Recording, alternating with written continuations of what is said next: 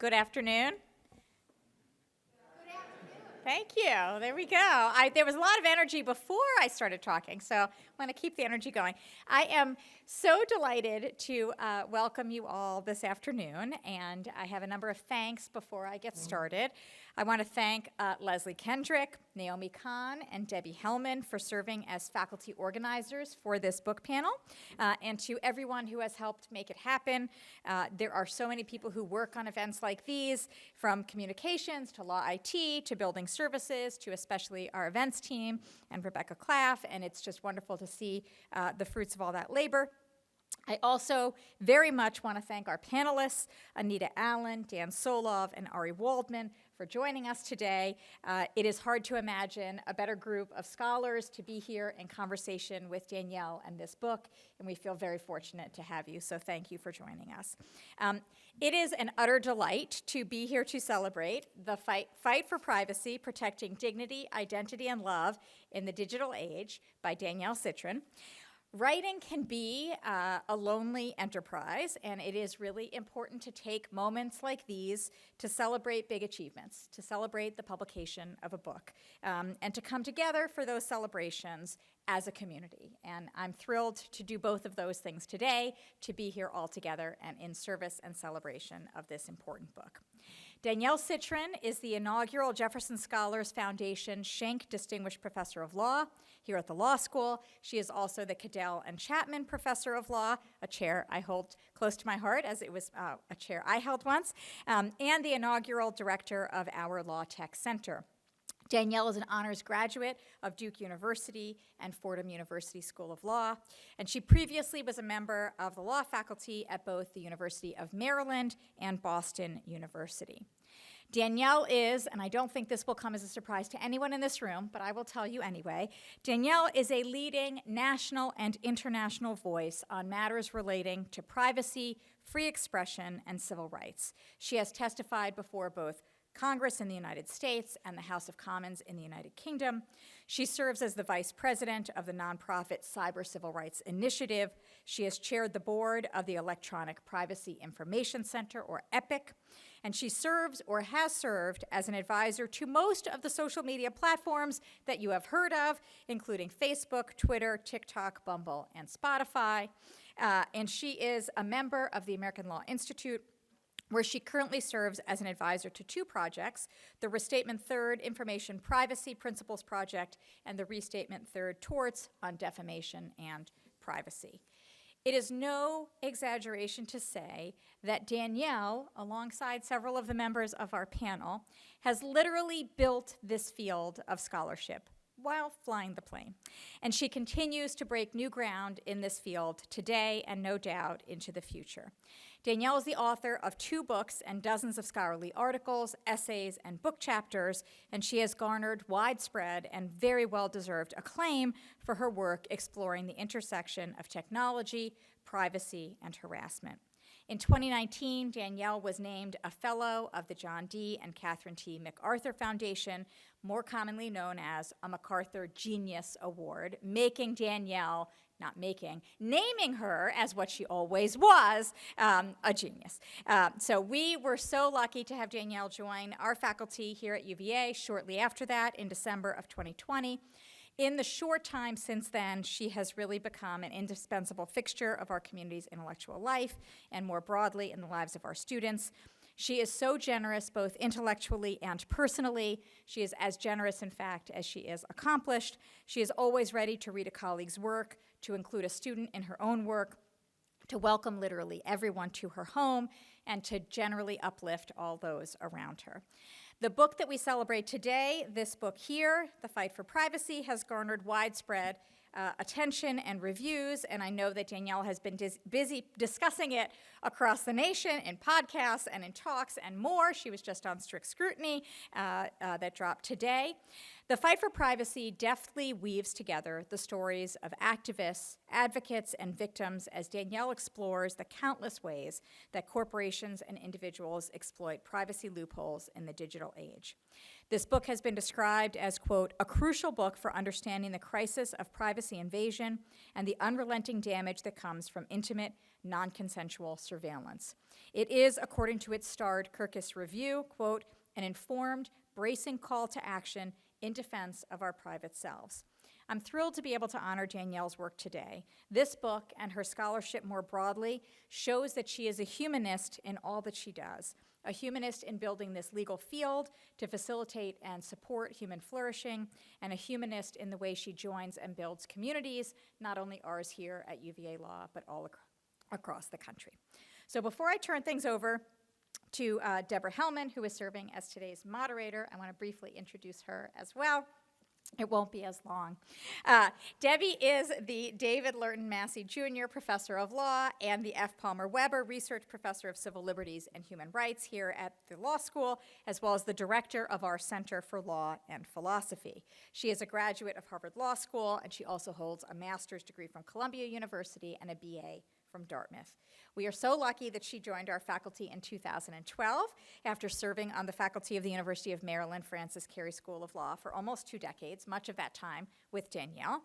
Debbie's scholarship focuses on equal protection law and its philosophical justification, on the relationship between money and legal rights, and on the obligations of professional roles. She is the author of numerous scholarly articles and book chapters, as well as the co-editor of Philosophical Foundations of Discrimination Law, and the author of the seminal book, When is Discrimination Wrong?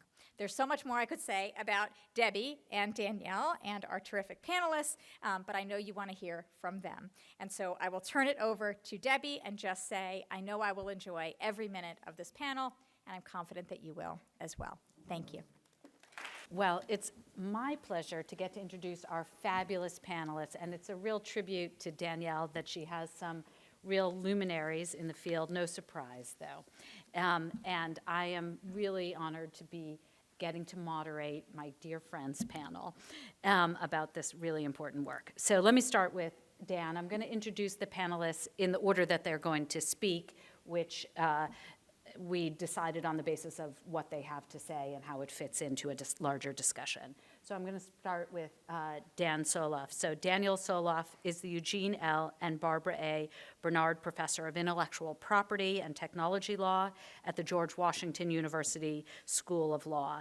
He's the author of several law school, sorry, I said that wrong. He's the author of several influential books in the privacy field, including Breached, Why Data Security Law Fails and How to Improve It, by Oxford Press, Nothing to Hide, The False Trade-Off Between Privacy and Security, from Yale University Press, Understanding Privacy, from Harvard, and The Future of Reputation, Gossip and Rumor in the Information Age, from Yale University Press. He's also the author of several textbooks in the field and over 90 law review articles, and my special favorite, a children's fiction book about privacy called The Eyemonger, which I am dying to get. Solove is also a really engaged scholar. He serves as the co-reporter on the American Law Institute's Principles of Law on Data Privacy. In addition, he organizes several annual events, including the Privacy and Security Forum and the Privacy Law Salon. He's also a founder of the Privacy Law Scholars Conference, and Dan will be speaking first. Following Dan is Professor Anita Allen. Professor Allen is the Henry R. Silverman Professor of Law and Professor of Philosophy at the University of Pennsylvania. Allen has published over 120 articles and chapters, and her books include several, so you'll have to bear with me: Unpopular Privacy, What Must We Hide, from Oxford Press; Privacy Law and Society, from Thomson West; The New Ethics, A Guided Tour of the 21st Century Moral Landscape, from Miramax Hyperion; Why Privacy Isn't Everything, Feminist Reflections on Personal Accountability, from Rowman and Littlefield; and Uneasy Access, Privacy of Women in a Free Society, also by Rowman and Littlefield. And I'll note that last night that her first book got lots of conversation at our dinner, so still influencing people a lot today. Professor Allen is an elected member of the National Academy of Medicine, the American Law Institute, the American Philosophical Society, and a fellow of the American Academy of Arts and Sciences. She's received honorary degrees from Tilburg University in the Netherlands and from Worcester College.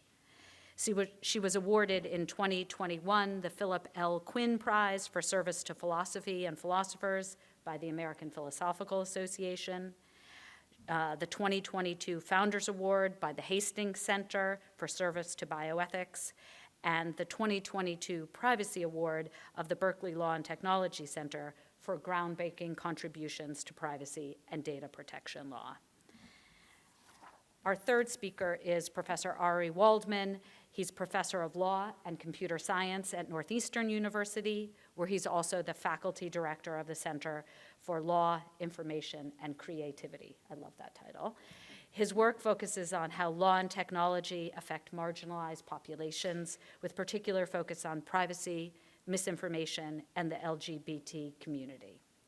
He's the author of 2 books, Privacy as Trust, Information Privacy for an Information Age, from Cambridge University Press, and Industry Unbound, the inside story of privacy, data, and corporate power, from Cambridge University Press, as well as more than 30 articles. He also was elected to the American Law Institute and serves on the board of the Electronic Privacy Information Center, and also as chair of the Privacy Law Scholars Conference. He's, in addition, the founder of @LegallyQueer, a social media project that educates the public about the history, present, and future of LGBTQ freedom.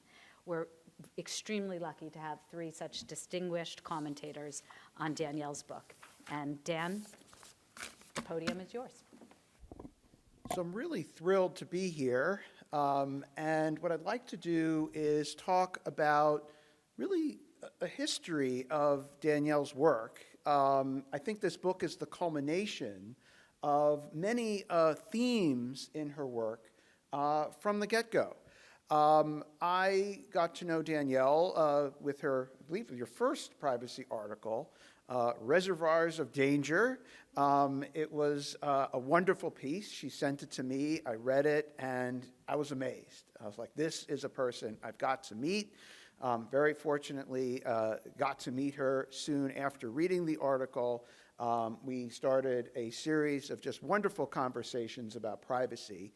And I could already see all the themes in her work just from talking to her. And it's amazing to see those themes in that early discussion all develop through this long line of amazing work. Truly amazing hits throughout the years. And ultimately, what I think is so fantastic about this book is how she pulls them all together. And there are many different strands of her work. And I'd just like to highlight a few, because I can't even do justice to everything. There are whole strands that I'm going to leave out, not because they're not worth talking about, just because I only have so much time. I've got to leave some time to my co-panelists, because I could go on for hours about Danielle, because I think her work is that important, that interesting, and that worth talking about. But so one of the first themes that I think is really important, and some work that she's done in this book as well as prior to this book, is discussing the harms of privacy. It's actually an article, we co-authored an article about harm, but this is an issue that Danielle has been writing and thinking about really from the beginning. Reservoirs of Danger is really addressing one of the problems that courts are struggling with, conceptualizing what a privacy harm is. And her solution there was to try to circumvent that to create strict liability, because courts were just rejecting data breach suits on the basis of finding no harm. And we started a dialogue about privacy harms. And we talked about writing a paper. And it took us a very long time to write that paper. We got very busy, but we constantly kept talking about it. We actually wrote another paper in the interim about data breach harms. And then finally, last year, we published our piece on privacy harms. So finally closed that chapter. Well, there's still more to talk about. But the thing that Danielle has done on privacy harms, beyond the work that we've done together, this is work that she's done independently, and I think it's an amazing contribution, is as follows. For a long time, people have said, and one of the problems with privacy harms is that they're very abstract, and they're very hard to see what's the harm if someone uses your data in this way. What's the harm if you're put under surveillance? Yeah, you feel a little creeped out, but so what? Is it really worth having the big muscle of the law behind, a harm that might seem annoying or trivial or, slightly uneasy? But is that enough? Is that enough to really justify that? And a lot of folks have said, look, we need more dead bodies in privacy law. If we have dead bodies, then the law will finally wake up. Then something should be done. But there's no urgency if there aren't dead bodies, if there isn't blood. And the problem with privacy is a lot of it doesn't have blood. A lot of it's fairly abstract. A lot of it's been defined as harms to dignity, harms to democracy.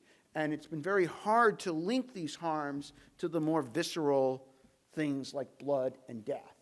But one thing Danielle has done is found a way to do that. Not through dead bodies, but actually through bodies. What she's done is point out that privacy, and through the concept of intimate privacy, involves bodies. It involves people's decisions about their health. It involves people's activities, private activities, their sex lives, their intimate lives, their personal relationships. And she's defined this very rich area of health and bodies and in a very, another embodied vision of privacy that isn't abstract. And reading her work, one thing that I find particularly impactful is how she weaves in stories of real people's lives who were affected by privacy invasions. And these stories are visceral. They are memorable. They are horrible, frightening, terrifying. You feel a wide range of emotions when reading Danielle's work. It hits you. Danielle's work will make you cry when you read some of these stories. They are that powerful. And she really has translated privacy in a way that is concrete, visceral, impactful. And I think that's really essential work to make this not abstract, to make privacy something that we have to pay attention to make the case that privacy is more than just a kind of abstract protection of dignity, but that it actually plays a very important role in people's welfare. And so I think that work is really important conceptual work, and she's linked it to not just privacy invasions that individuals do upon other individuals. So she has talked about how people are harassed online, how they're attacked online, how hate speech hurts people online, how invasions of privacy like doxing can hurt people. But she's also talked about more broadly that the responsibility goes beyond individuals. It goes to organizations, it goes to companies that are in fact encouraging the speech. It goes to industries that are engaging in massive surveillance and gathering a lot of data, which can then be used to track people and find out information about their private lives and then be used to make decisions about their intimate lives. So all of this goes together and pulls in, private sector surveillance, data gathering, government surveillance, individual attacks on other individuals, all as a piece of a rich fabric that explains why this is going on and what's wrong about it. And this is incredibly important work because courts and legislatures have struggled so hard to really wrap their minds around what the harm is in a way that the law can respond to.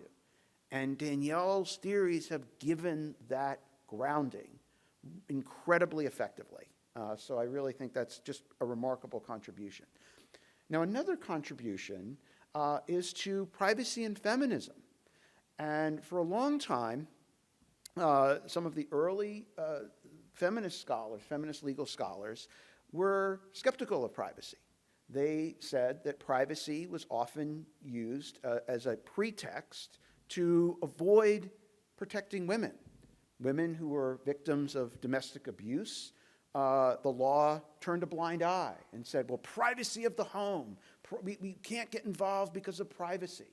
And so privacy was antithetical to women's welfare in the way it was used. And an early pioneer to point out a different perspective on this was Anita Allen. In her work on easy access and in other work, she pointed out that no, there's a lot more to this. The story's a lot more complicated. Yes, privacy has been used in this way, in a negative way, but it could also be used in a positive way. It could be used as an important thing to protect women. And I think this was a very important move, a foundational move, and Danielle has built upon that idea and developed it in a fascinating and really interesting way through the concept of intimate privacy. And she's carried this through, I think, in the way I've just discussed, to redefine harm in a way that the law can address it. And this gets to the third point. And that goes to a point that Danielle raised very early on that I think is a very important point to understand, and that is that privacy doesn't affect everybody equally. Some people are more victimized than other people, and she pointed out through a lot of evidence in a very compelling case that women and marginalized people suffer disproportionately from privacy attacks online. And not just in terms of frequency, but also in terms of the extent to which they're harmed as well. And this has tremendously problematic effects on their welfare, but also general effects for society and impacts on democracy and speech.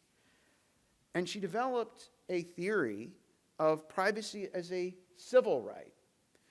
And I think it's important to understand what I think is really important about this move is for a long time in the US, privacy really wasn't understood as much of a right.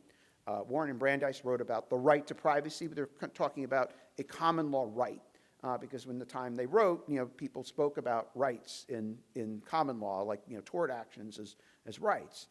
But ultimately, the US, the Constitution to the United States, doesn't have the word privacy in it. Now we have privacy interpreted from Supreme Court decisions interpreting a right to privacy, starting with some early cases and then Griswold finally calling it privacy, and that ultimately goes into Roe versus Wade and eventually now has, I guess, receded or been turned away through Dobbs. But if we go to Europe, they see privacy as a fundamental right. And that's different than a civil right, because in Europe, especially the EU, privacy is co-equal to speech. It's a co-equal right. It's in their charter, where it's not in our Constitution. And privacy there as a fundamental right is understood in a fairly abstract way. It's protection of dignity, and it's a basic right unto itself. Now, I don't think Danielle would quarrel with that view, but the way she develops it as a civil right is different. A civil right is not looking at privacy as valuable in and of itself, but that privacy is essential for equality. Privacy it's a key element if we're going to have equality, gender equality, race equality.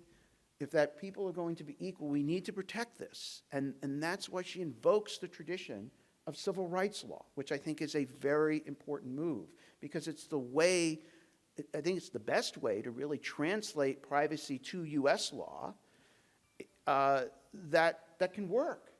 Because we have a body of law that has some muscle to do this work. And so she situates it there. She makes a very compelling case for why privacy should be seen in this way. And that's different.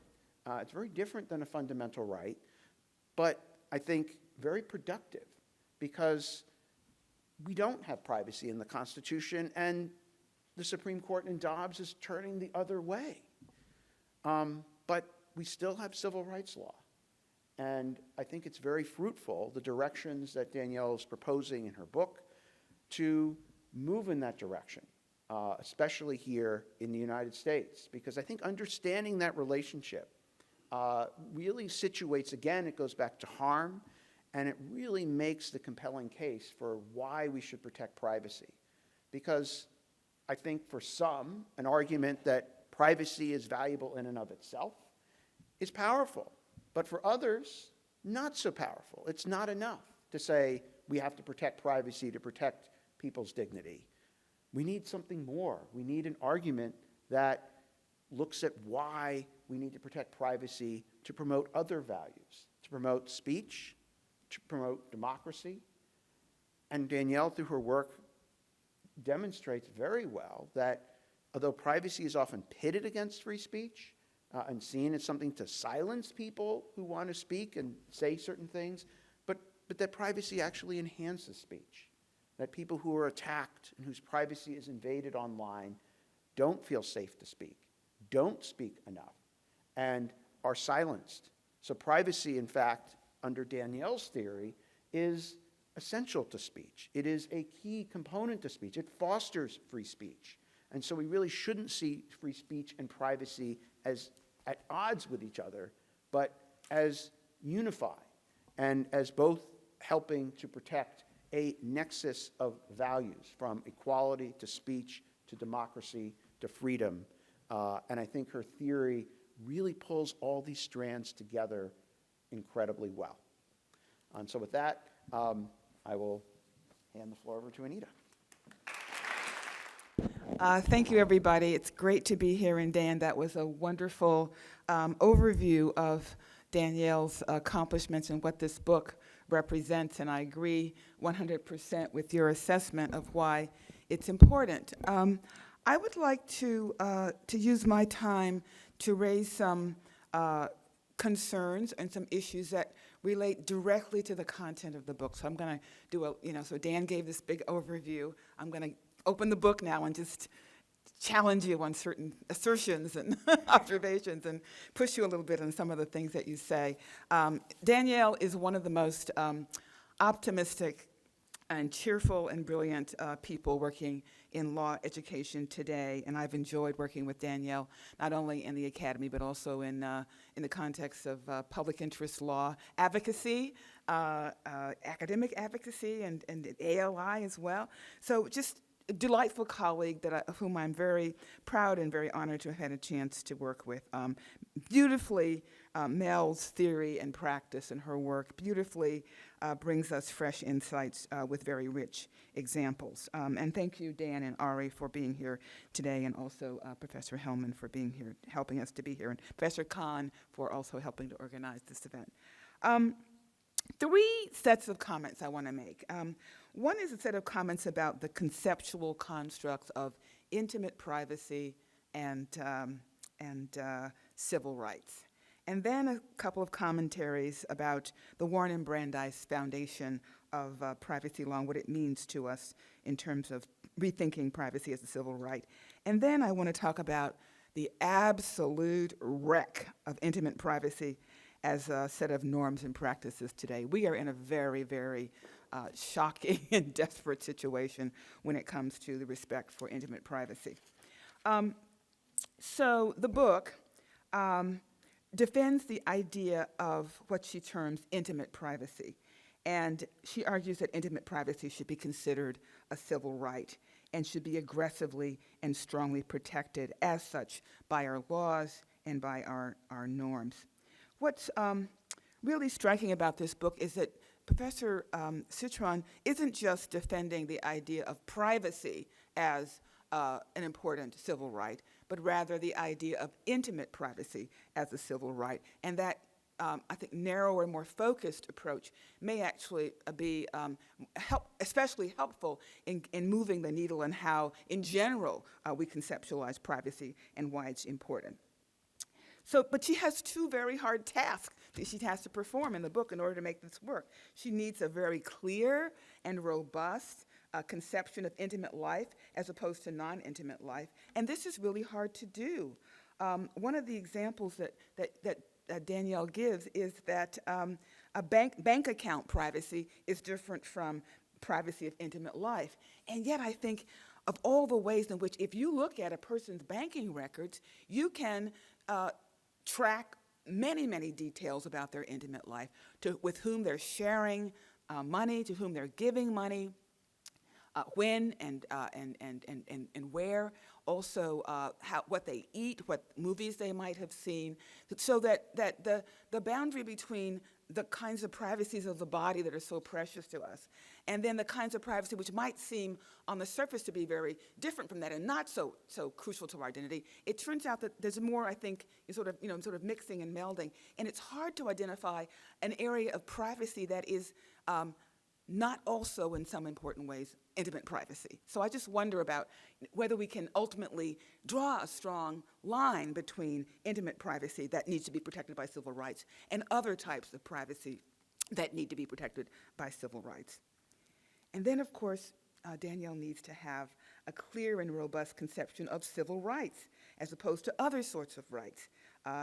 And in the book, Danielle clearly distinguishes between civil rights and what she calls human rights and moral rights and legal rights more generally and civil liberties.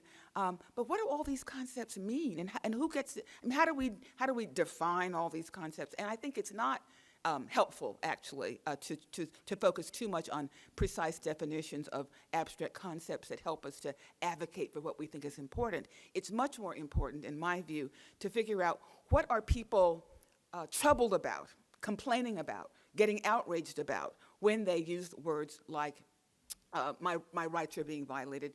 And so it's more important to focus on the concerns and how we might address them than on precise definitions.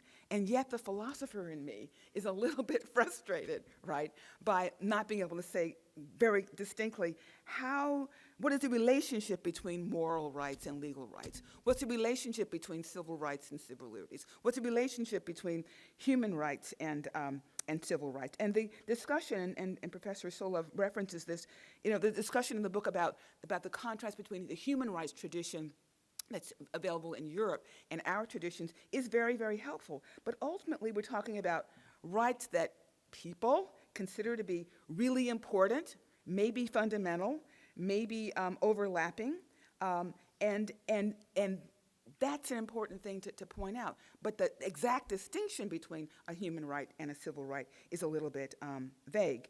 And also, the attempt to bring the privacy law discussion into the context of civil rights is an interesting move, but I think it could be potentially problematic because how are protections of our intimate lives similar to and different from the protections of our access to public accommodations, being able to use the swimming pool and the hotel as white people do, for example, if you're black, our voting rights, school integration, housing, exactly how our privacy rights and interests related to or on the same plane as the things which in the 1960s so many people in my parents' generation fought so hard to have realized in American law.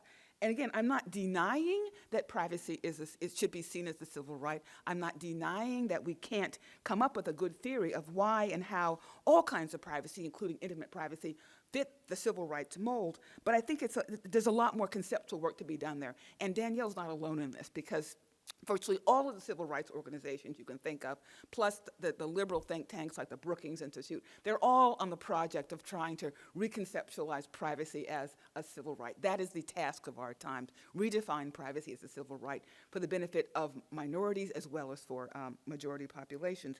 And so we all have to work together on trying to make this idea really come to life. Okay.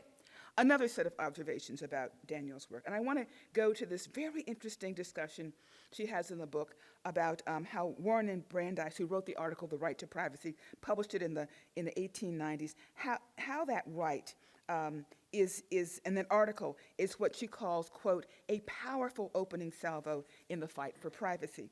And one of the things she points out is that the brother of Samuel Warren, this Boston lawyer and businessman from a wealthy family who worked closely with Louis Brandeis, who was his law partner, that the brother of Samuel Warren, Edward or Ned Warren, was a gay man. And she suggests that maybe the fact that Samuel Warren had a gay brother at a time when being LGBT was against the law in so many jurisdictions might have been part of why he wanted so badly to work with Louis Brandeis to publish this article. So that's a fascinating possibility that I think deserves some comment, because as I have briefly looked at the life of Edward Warren, he wasn't exactly closeted. He lived fairly openly as a gay man in Europe. His partner, John Marshall, he lived with John Marshall for a huge chunk of his life. He collected erotic and gay-oriented artworks, great artworks, some of which are today hanging or sitting in some of our most prestigious museums in the UK. And he wrote, although under a pseudonym, he wrote several books advocating for certain homosexual lifestyles. So I mean, it's maybe, Samuel Warren was trying to give his brother some protection. Maybe he thought his brother needed more protection than his brother thought he needed. But it was not as if his brother was living as a completely closeted or especially closeted gay man. As evidence that maybe Warren and Brandeis were thinking about gay rights, Danielle points out that Warren and Brandeis say, what's whispered in the closet could be shouted from the rooftops, which is a warning that we might lose our privacy. But if you look at the source of that phrase, whispered in the closet, shouted from the rooftops, it actually comes from the Bible. It comes from Luke 12:30, in which Jesus says to his disciples, what is spoken in the ear and closet shall be shouted from housetops, and what is said in the dark will be heard in the light. And what he's talking about is the hypocrisy of the religious establishment. He's not talking about privacy, anybody's privacy, but rather the deception that people of faith may experience if they just listen to the religious establishment. So I'm not sure that, maybe Warren and Brandeis misused that or sort of reinvented that to sound like it has something to do with things that were cared about in the Gilded Age of 1890, but actually Jesus was talking about something very different when he used that expression. But in any event, So one of the reasons why I was so interested in the possibility that the article could have this progressive, sort of base is because I think the article is incredibly not progressive, and I've spent time in my own scholarship trying to argue that the Warren and Brandeis article is horrible.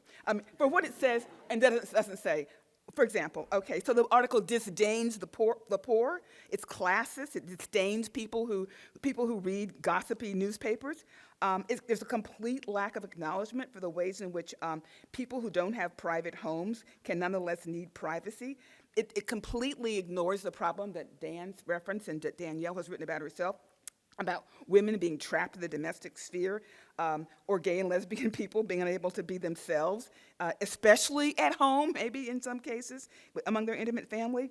A complete lack of acknowledgement in the article about the ways in which privacy was used in American law to justify the subordination of black people, slavery, violence against black people and women. Nothing about the ways in which privacy was, the privacy of the body was disrespected when enslaved women were used in medical experiments by doctors and scientists, or when enslaved people were photographed for bogus quasi-scientific purposes in the 19th century. Photography, this big threat that they talked about, they didn't connect that to abuses of photography that was used in their own era to create and circulate and perpetuate stereotypical images of African Americans as childlike buffoons, ignoramuses, and barely human people. Complete lack of regard for how newspapers were not just publishing lurid accounts of the private lives of upper middle class white people, but these newspapers were advocating the extermination of Native Americans.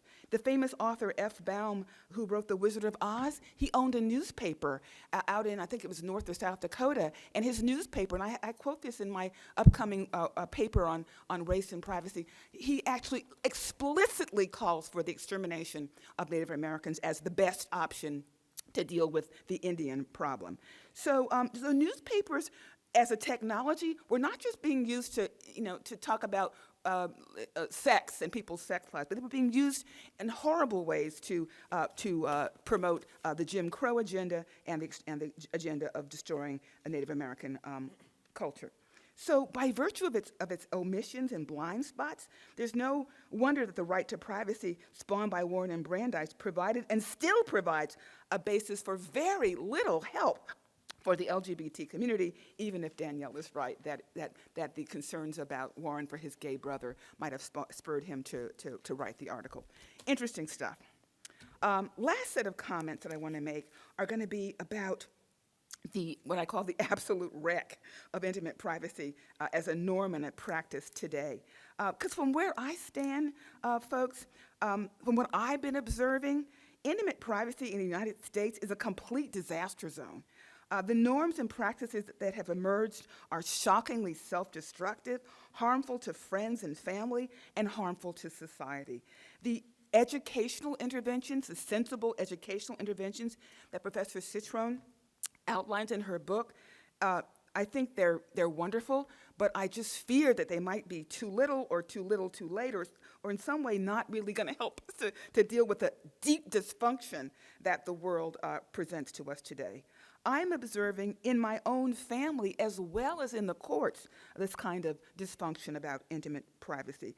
I mean, one example that I could tell you about, which I'll just mention from my own family, has to do with a situation in which a college-aged child was sent by his own father as an act of revenge a photograph of the penis of his mother's online date, who also happened to be the child's cousin. I mean, why, right? But it's so common to take, those pictures. Can I say bad words, Dean Goluboff? Dick pics. It's so common to take those pics. Young people, you know what I'm talking about. But when they get enmeshed in family conflict and family drama, it can harm not just the person whose genitals are represented, but it can harm other family members as well when used for purposes of revenge.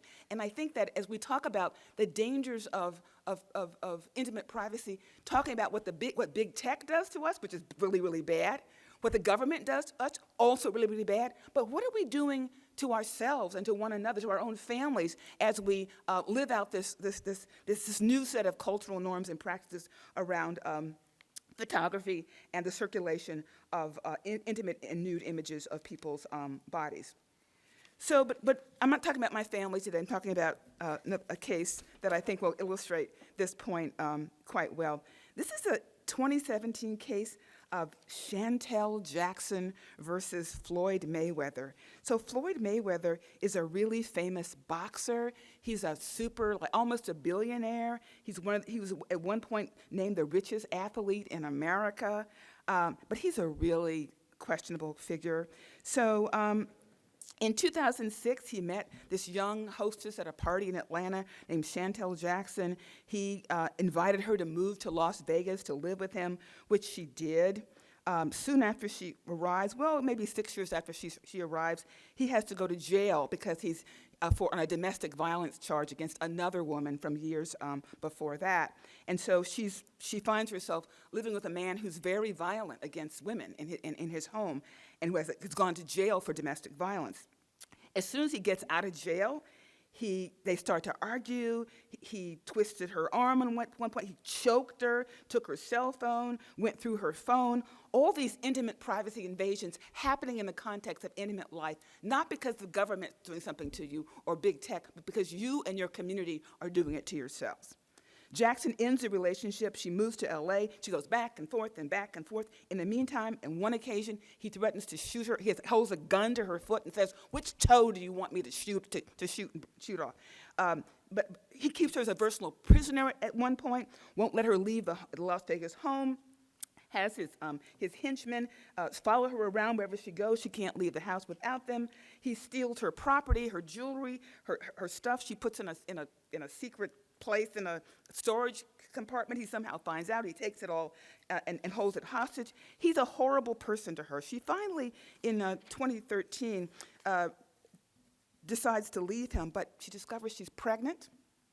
And so, and she tells him there's an ultrasound of the twin fetuses, it turns out, December 2013. She gives him a copy of the ultrasound, but by January 2014, she's no longer pregnant. Pregnancy's ended, and she's now dating Nelly the rapper. Cool, okay. So now she posts a picture of Nelly and her at an event. Mayweather sees the picture, and he commits more threats and more acts of violence against her. She does not go back to him, but she does decide to bring a lawsuit. And the lawsuit she brings, by the way, I didn't mention that he at one point posted on his social media her address so that people would go to her home and continue the harassment and surveillance of her. In any event, so she brings a lawsuit, a tort action for invasion of privacy, public disclosure, and false light, defamation, conversion, replevin, battery, assault, false imprisonment, intentional infliction of emotional distress, negligent infliction of emotional distress, and civil harassment. And Mayweather brings cross claims for invasion of privacy because she taped some of their phone calls and because he alleges she stole some money from him. Just a couple things I want to say about this case, because I think they are really, to me, they go to the heart of where we are as a culture around intimate privacy, and also how race and gender may be affecting efforts to vindicate privacy rights in a not so positive way. So in this 2017 Court of Appeals of California case that's deciding whether or not some of the actions she brings should be able to go forward or not. In this case, the California court displays how hard it is to think through rights around concerning intimate privacy. So the court ends up saying that Mayweather's status as a world champion boxer in 5 different weight divisions, and him being one of the highest paid athletes in the world, frequently on television and radio, and Chantel Jackson's participation in the publication of information about her own life, and her desire to be a model and an entertainer, all these things together means that, guess what? She has no actionable invasion of privacy that she can bring forward. Except for one thing, the publication of the fetal ultrasound. So Mayweather posted the image, the fetal ultrasound image, on social media, on his Instagram and Facebook. He also went on the radio saying she had an abortion and that she had had cosmetic surgery, right? The court says, forget the cosmetic surgery, forget the abortion. None of that is the basis of a legitimate privacy claim because she's a public figure. But in California, surviving family members have a common law privacy right to the death images of the decedent. And they cite a case concerning Nikki Katsouris, an adult woman whose parents won a $2 million privacy lawsuit when state troopers published images of her gory, horrid death scene. She was in a car accident driving her father's Porsche. She was decapitated. It was horrible. In that case, right, the court thought that her parents should have a right of privacy they could claim because they're surviving family members. But I ask you, is a fetal ultrasound comparable to a death image of someone's child? Is a woman who obtains an abortion a surviving family member? The fetal ultrasound, is an image not of persons or family members. The fetal ultrasound shows a living fetus, not a gruesome death image in any event. So why does the court think it can somehow validate the privacy loss when a fetal ultrasound is posted on Instagram, but a woman who's been abused, beaten, choked, threatened with a gun has no privacy interest in her cosmetic procedures or in her abortion. Like, what is going on there? I think this case shows that a couple things. I think it shows that. Yeah. I'm sorry. I'm going on.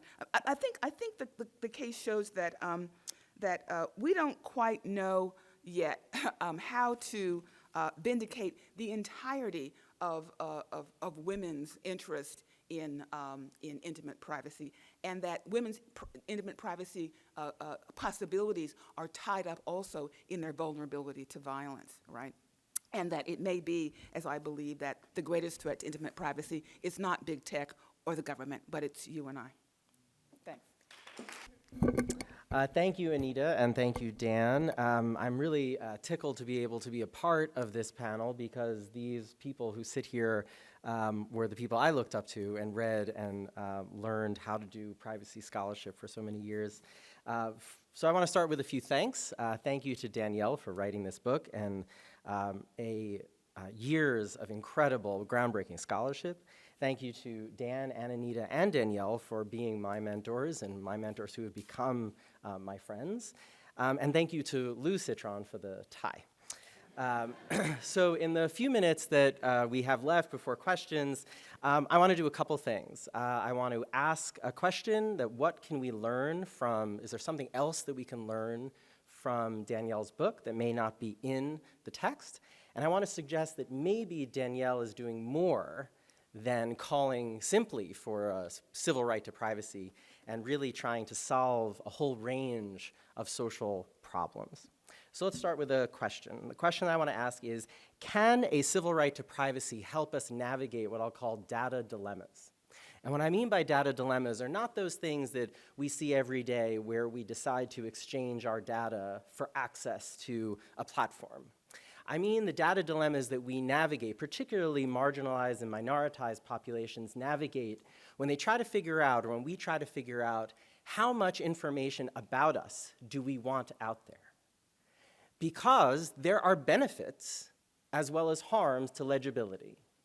Right? There are certain types of people that face these questions more than others.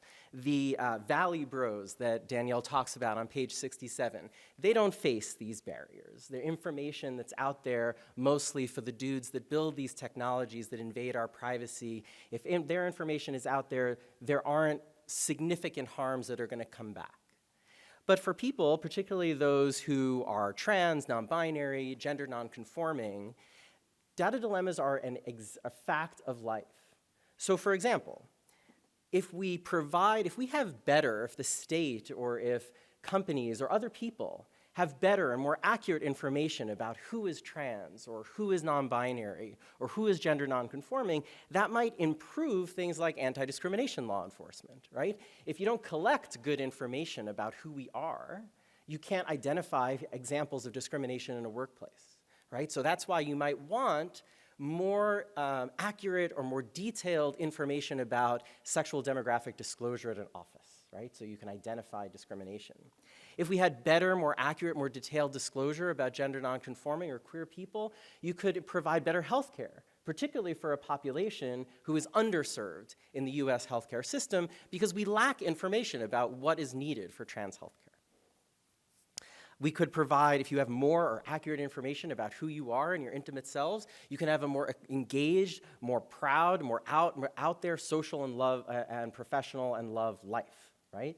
But at the same time, legibility comes with harms, right? The more the state knows about you, the more the state can identify who you are just by a couple of data points, the easier it is for them to whip you off the street during a protest after George Floyd's murder. Right? Because the more data, the more accurate data that they have out there, the easier it is for them to identify you simply by passing a CCTV camera on the corner in the city of New York. With legibility comes with harms as well. Now, this dilemma, these problems that we have to navigate every day, especially for queer people and for other minoritized groups, would these be less significant problems if we had a robust civil right to intimate privacy in the United States. So what does Danielle mean by a right to intimate privacy? So Anita suggested that there is some vagueness here. I agree, but I also don't think specificity is necessary, not just to answer this particular question that I'm asking, but also for the purposes that Danielle is offering it here. So on page 108, if you want to go down into the book, specifically on page 108, Danielle talks about what a civil right would be. A civil right to intimate privacy would combat privacy invasions amounting to invidious discrimination. It would limit or ban, for example, practices that imperil the opportunities of women, marginalized communities because of their membership in those groups. And it would also, paragraph right after that says, it would also be a right to a baseline protection for intimate privacy for everyone. Civil rights deserve recognition for protection because they secure preconditions for the good life. So imagine having to navigate whether you want to provide information that is necessary to provide you with the kind of health care that you desperately need, but knowing that if the state has too much of it, they can arrest you easier, and they can incarcerate you faster, and they can incarcerate your brothers and your sisters and your members of your community easier and more frequently. But if we had a robust structure in place that recognized intimate privacy as a civil right, then maybe those data dilemmas, maybe that decision-making process isn't as burdensome, isn't as always over your shoulder as it is today. Anita is absolutely right that our structures of intimate privacy are completely a mess, partly because we don't have this robust structure underlying the decisions that we make about what kind of information about ourselves that we are willing to disclose in order to improve our lives. So, in other words, what I think Danielle is actually doing in this book is not simply calling for a right to intimate privacy. Danielle is calling for social change that would allow us to be who we are, that would allow us to own our sexuality, not hide it because other people stigmatize it. So, for example, or just to follow up on that, there's a sociologist of sex named Gail Rubin who wrote several years ago about the two sides or the opposite sides of the sexual hierarchy. If you're on one side, right, that's the good side. What is the good side of the sexual hierarchy? That's if you're heterosexual, if you're monogamous, if you only engage in a certain type of sexual activity. Those are the good side because that's what the power structures that we live in say are good sexual behaviors. The bad side of the sexual hierarchy are those people who are non-monogamous, those people who are queer, those people who have different views or different approach relationships and sex in very different ways. You include drag queens, for example, on the wrong side of the sexual hierarchy. And right now we live in a world where conservative elements in our society are attacking people like drag queens, are attacking transgender, non-binary, and gender non-conforming people because they are trying to enforce this same hierarchy. If, however, we had these robust structures of thinking about our right to dress in clothes that reflect a gender opposite to the gender we had assigned at birth, if we had robust structures in place that allow us to decide that I'm going to be proud that I am in a throuple or that I am engaging in these kinds of sexual experiences. If we allowed particularly queer people and women online to own their sexuality because they knew that their sexuality is protected and their disclosures about their sexuality and their disclosures about their identity is protected by the law, but not just by the law, by the norms in society that are influenced and informed by the law, then imagine how much better our society would be. And I think that's ultimately what Danielle wants to do in this book, right? It may be convenient, politically convenient, when we meet with legislatures to say, I'm simply talking about a civil right, right? And you know what civil rights language is. You've written many laws, policymaker, about a civil right to this or a civil right to that. You know what that looks like in the workplace. You know what that looks like here. But in fact, this is an entry point, almost a subversive entry point to building a far better society, a society that I think most of us in this room, and certainly any minoritized and marginalized population, particularly sexual marginalized populations, dream about. So I'll end with another thank you for Danielle for engaging in that kind of project that is absolutely necessary. Thank you. Oh, this is wonderfully fun. So I want to start too with some thanks and then some responses of what I'm trying to do here, and of course your wonderful comments.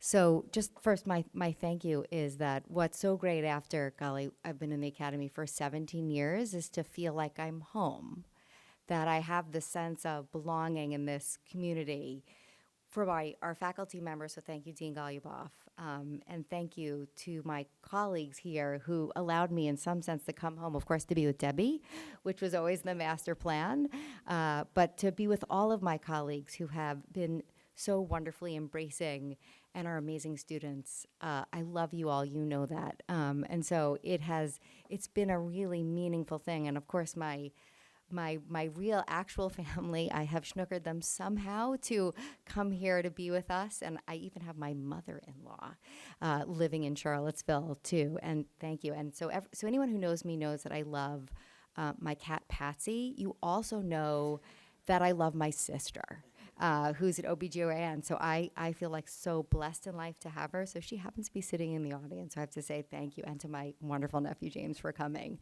And, as you think about your sense of the chosen communities, right, the ones that you're born into and the ones that you choose, just like coming and joining this amazing faculty and students, is by sheer what do they say, the forces of the universe coming together in the most magical ways. I have the most awesome colleagues in my privacy community.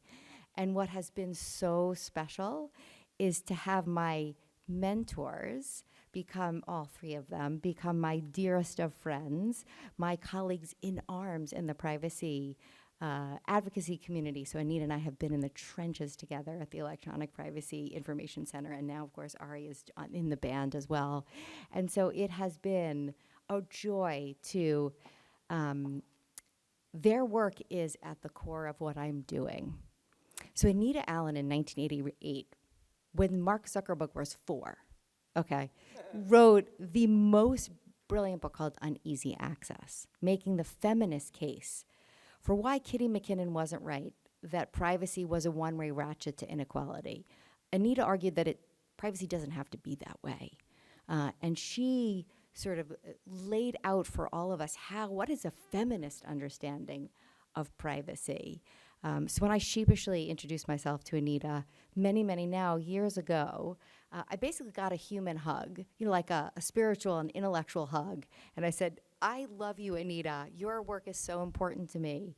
And it has been a joy to be in your universe, but also to be pulled in and warmly embraced. And I love your criticism, as always. I value so much that a deep engagement with the ideas from someone who's been my mentor all along.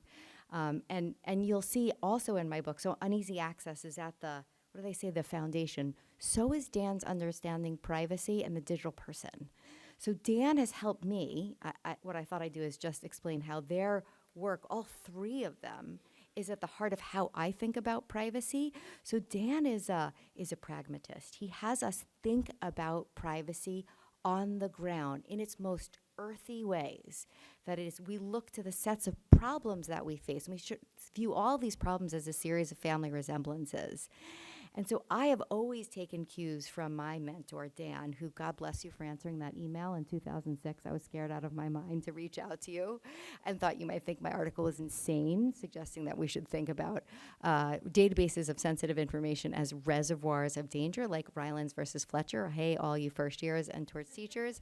It was probably a very kooky idea, but Dan took me under his wing and helped nurture my scholarship and work all of these years. So his thinking about privacy as a series of problems that we had to tackle has always informed how I think about privacy. And this is the love part, Ari, right? Ari's first book is called Privacy is Trust. And it is a story about privacy and intimacy and love, about the importance of trust in any relationship. And so how I've thought about privacy too, and inspiring me, is the concept of trust. Its indispensability to our relationships, whether those relationships are with companies or with each other, and crucially with governments.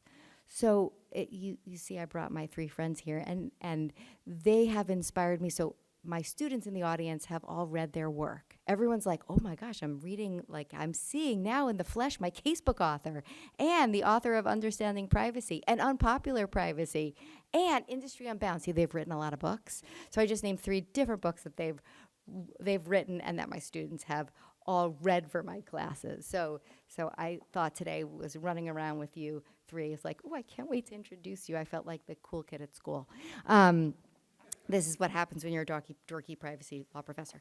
But so you know, so my thanks are a debt of intellectual gratitude that I can't ever really repay, so much as to keep us in conversation with each other, co-authoring, blazing a trail, going ahead and doing our advocacy work together and saying thank you for your work.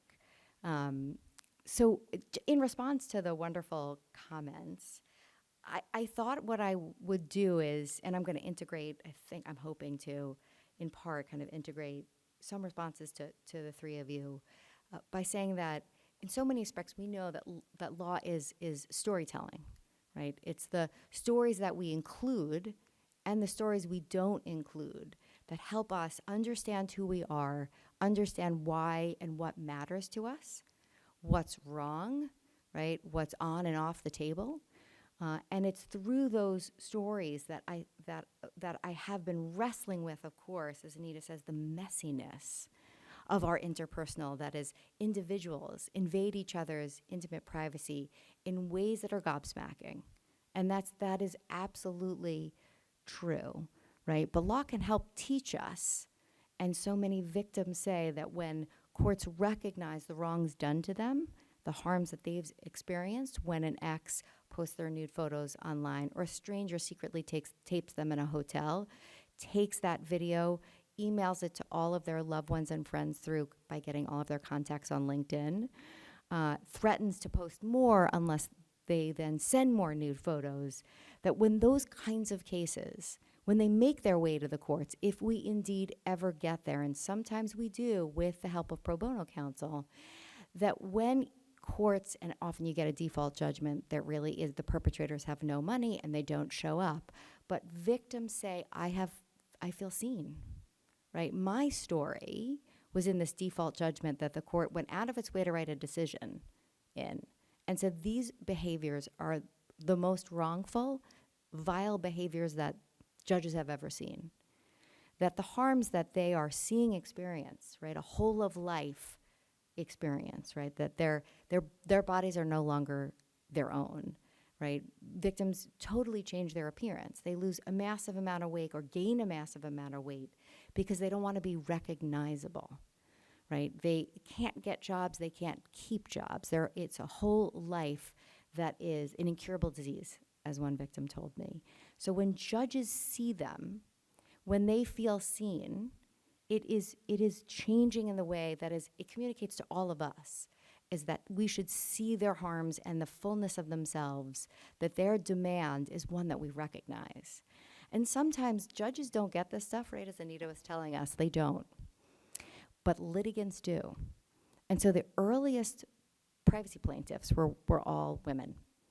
And they sued for either watching their childbirth without permission and under sort of fake circumstances, use of their photos in ways of taking the Broadway star whose picture in 1890 was taken and then splashed across the newspapers in ways that she felt was inappropriate. And judges they protected those plaintiffs by saying, like, we're protecting their delicate sensibilities. But did the plaintiffs describe their circumstances that way? Not at all. in testimony, so this is drawn from Jessica Lake's wonderful The Faces That Launched 1,000 Lawsuits. In going through the testimony, this is really hard to get testimonies. You have to be a real historian like our dean and go through, as Jessica Lake did. And you find how the testimony of the plaintiffs, they said of themselves, I'm not shy. I don't mind people seeing my body. I don't want to be exploited in ways that make me feel alienated from myself. And in so many ways, their own testimony at their own trials, they bear witness to their own suffering, right? So maybe judges don't get it. Maybe their troubling social attitudes are behind what they explicitly say in opinions. But we can, as plaintiffs, we can, as the bar, we can, as storytellers about the law, change how we see law, right? And I wanted to, in the book, not only talk about law as storytelling from the perspective of plaintiffs whose privacy was invaded by other individuals, but also of what I call Spying Inc., corporate surveillance of intimate life, which is structural messiness at a scale I can't capture, right?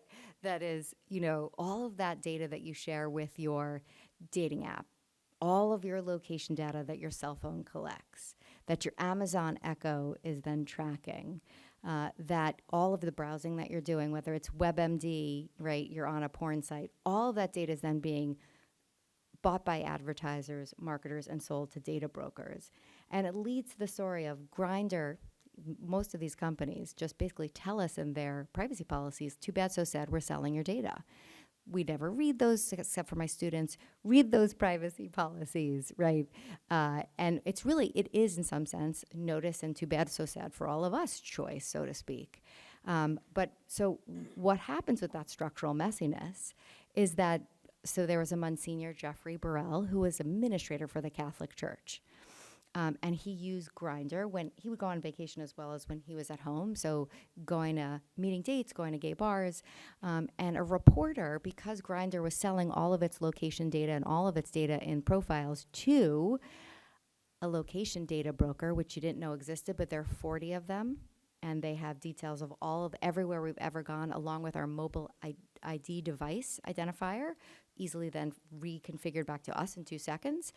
A reporter then bought the data from a location data broker, then figured out that he was going to gay bars, called his bosses at the administrators for the Catholic Church, and he lost his job, right? So the ease with which we pierce someone's livelihood by the very choices they make about their own intimate life is messy, but we have to tell those stories if we're going to get any attempt at law sort of changing the set of ground rules that we need to change. And the sort of lastly, the story of law too, the civil right to intimate privacy and what it can do for us is, as we tell our stories, is that we know that in state Medicaid laws, so Janine, forgive me, like I'm riffing a little bit on what OBGYNs do, but state for state, due to state Medicaid laws, that in many states, social workers are required for poor pregnant women.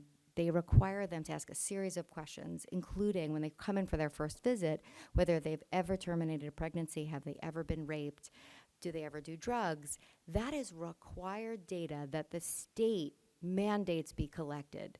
And in a post-Dobbs world, here we are, where the state is requiring that kind of intimate information to be collected, that you went to your first visit, but you didn't come back for your second.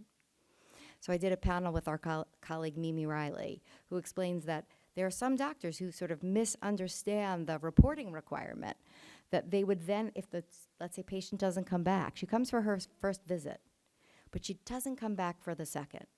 And then the presumption is you've had an abortion before.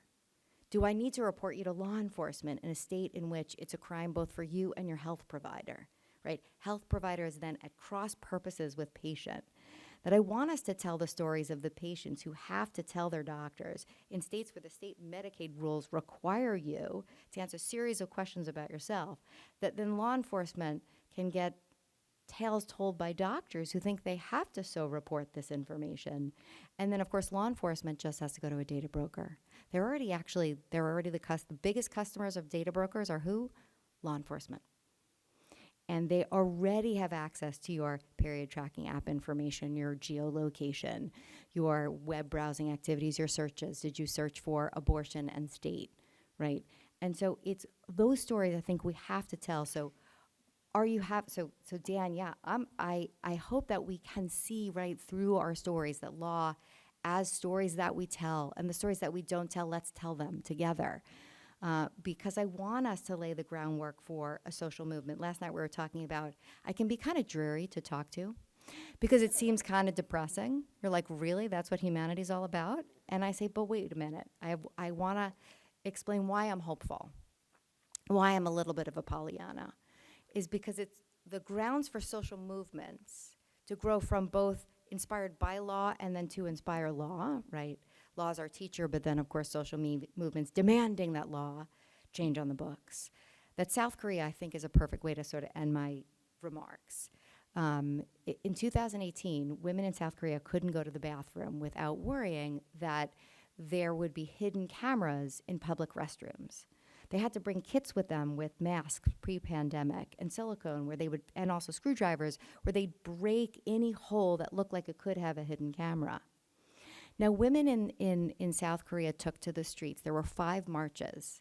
So the beginning of 2018, 25,000 women took to the streets of Seoul with signs that said in both English and Korean. They were truly speaking to an international and their own national audience. And those signs said, "My life is not your porn." And 3 months later, 45,000 women and allies took to the streets with the same signs, "My life is not your porn." And 3 months later after that, 65,000 women. After that, 90,000. The last March, December 2018, 120,000 women and allies took to the streets because "My life is not your porn." And the government responded. So I've been working with the Digital Sex Crime Information Commission that has now a whole government approach vis-a-vis platform responsibility. So there's no immunity, there's no legal shield, they face responsibility. Perpetrators, there are now stiff criminal penalties that are being enforced. Victims have resources, and this is a huge important intervention. So of the 5,000 victims last year who reported what they call digital sex crime information, using the term that their advocates wanted them to adopt and use in ways that made clear to victims, we see you. It's not just a joke. It's not a hidden camera, haha, they called it Molka. It's a digital sex crime use of information. So there were 5,000 victims, and nearly 70% of them used these services, right? So government, they felt comfortable going to government to get resources, to help them when they were off their feet and didn't have jobs, had lost housing, et cetera. So I do, Ari, you got me right. I guess my friends know me well.